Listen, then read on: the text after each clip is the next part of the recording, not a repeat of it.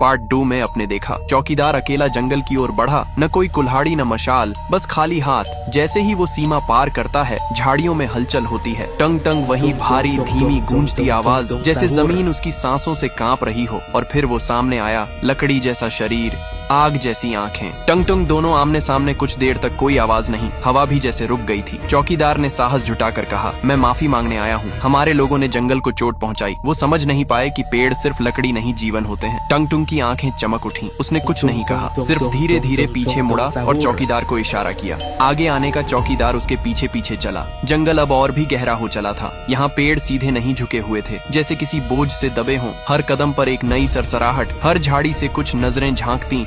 और फिर एक खुला मैदान आया। वहाँ पेड़ नहीं थे, बस लकड़ी के ठूंठ मानव आकार में जमे हुए। हर ठूंठ के चेहरे जैसे इंसानों के हों, डरे हुए जमे हुए। चौकीदार आगे बढ़ा तो एक ठूंठ की आंख से कुछ बहा। पानी नहीं, जैसे राल में मिला आंसू। टंग टंग ने पीछे इशारा किया और फिर पेड़ों की सरसराहट एक सुर में बदल गई। लालच, लालच। ये वो इंसान थे जो जंगल को सिर्फ काटने आए थे।